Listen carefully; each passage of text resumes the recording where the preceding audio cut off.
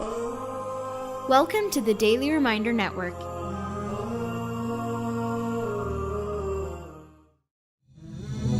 Sunnah Revival by Sheikh Muiz Bukhary. Sunan to protect yourself from the evil eye. Assalamu alaikum wa rahmatullahi wa barakatuh. My dear brothers and sisters in Islam, this is Muiz Bukhary recording for the Daily Reminder Network. This is part 2 of the last episode, and let me begin by answering the question that I left you all with. Do you think an individual could cast the evil eye upon his own self? The answer to that, my dear brothers and sisters in Islam, is yes, there is a possibility, and this has been explained to us by the scholars rahimahumullah, who state that this possibility comes under the second category, as was discussed in the previous episode, excessive admiration. Just as how you cannot look at your own children and harbor feelings of jealousy towards them, in general it's admiration. When you start admiring your children excessively, it can result in the evil eye being cast upon them. Likewise, when an individual goes in front of the mirror and looks at his or her reflection, it's impossible for that individual to harbor feelings of jealousy towards himself. So basically it is excessive admiration.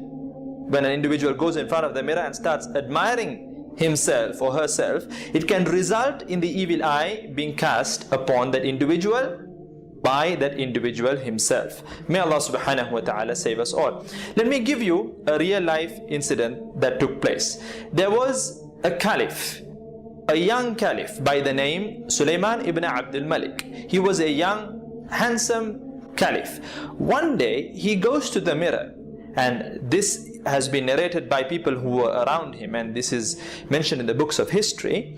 He looks at the mirror and he starts to admire himself. He says, wow, what a dashing young boy, along the lines of these words. How young you are, how handsome you are, and you are the caliph, you are so powerful. He starts admiring himself. The people who were around him state that it was not even a month. A month did not pass by after him uttering such statements that he suddenly and very mysteriously passed away. Allahu Akbar. There is another incident. It doesn't talk about self-admiration, but then again about excessive admiration in terms of children. Urwa ibn Zubayr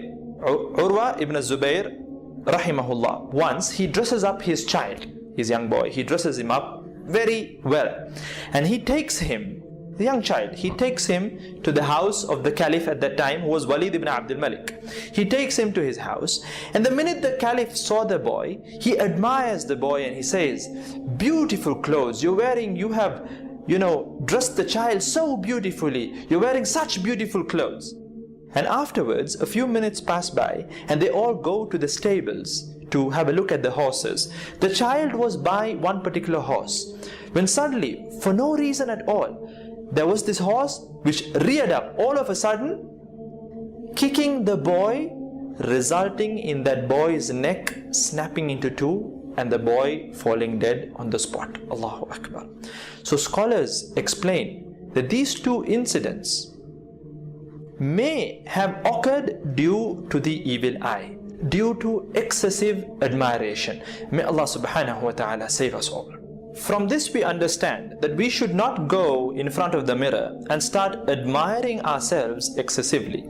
The sisters should not go in front of the mirror, make dark faces and think, look at how hot I am, or look at how sexy I am. Nor should we males go in front of the mirror, start flexing our muscles and think, wow, I'm just so sizzling hot.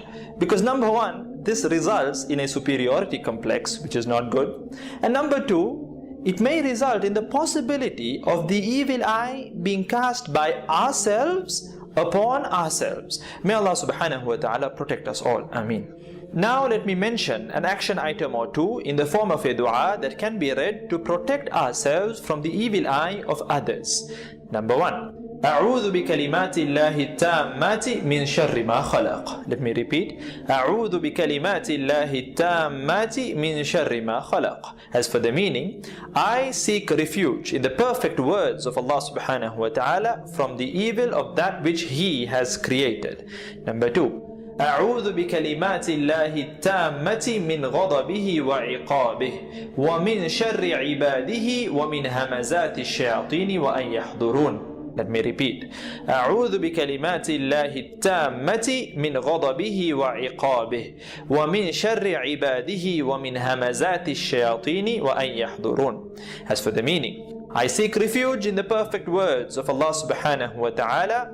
I seek refuge in the perfect words of Allah subhanahu wa ta'ala from His punishment and His anger. Min ghadabihi wa iqabi, from His anger and punishment.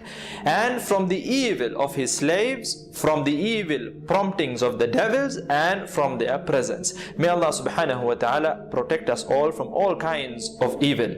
Ameen. Please don't forget to share this video around as much as possible to inspire an amazing Sunnah revival.